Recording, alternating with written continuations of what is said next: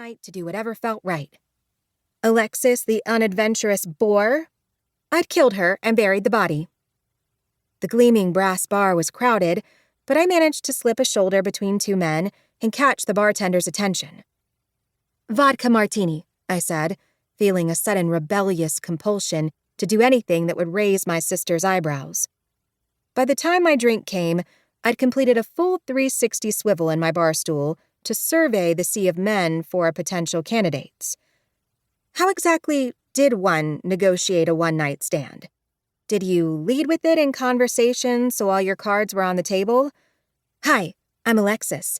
You might be interested to know I'm trolling for a stranger to ravish me." Or did you hold back?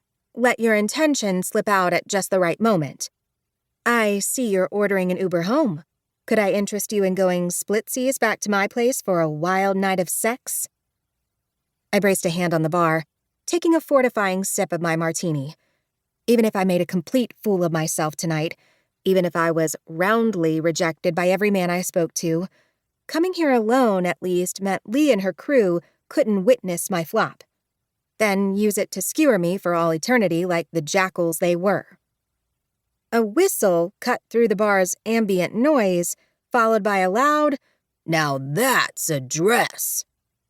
Out of nowhere, a man appeared and sidled up beside me. One look at him and my mind blurted, "Forehead!" Probably because his was shiny as a disco ball, framed by waggling eyebrows and tilted all the way to the side. The next second, I realized his head was turned that way so he could get a clear view down my dress. "Thanks." I placed a protective hand over my chest and swiveled in the opposite direction. Hoping my body language would signal my disinterest, I took another sip of my martini and studied the empty corner of the room like it was fascinating. No such luck. "I'm Carter Randall," the man said, jutting out his hand. "What's your name?" My deep desire for him to go away warred with my silly, lifelong compulsion to be nice. I twisted back to shake his oddly moist hand and searched for inspiration. My gaze snagged, as his clearly had, on my dress. "Ruby." The next word came unbidden. "Dangerfield. Ruby Dangerfield."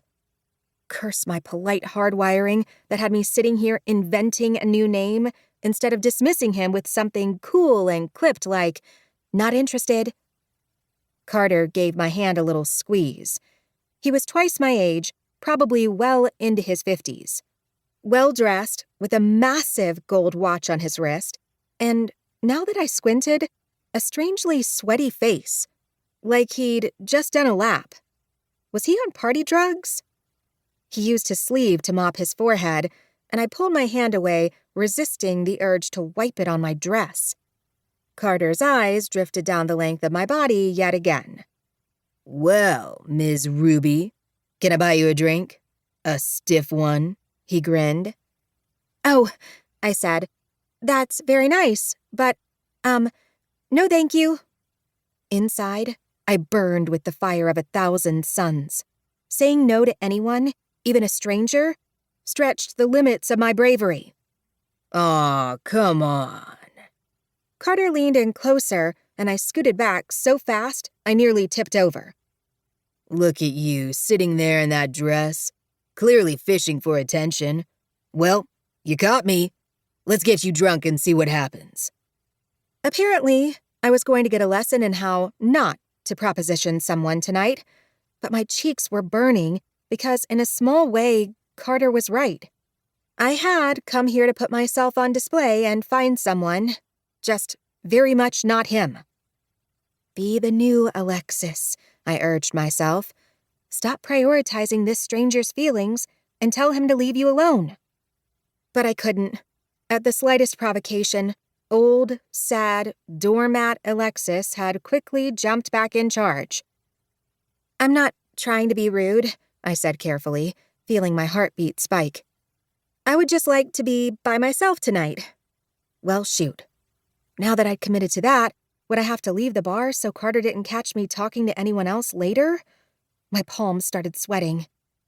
"One drink," he started.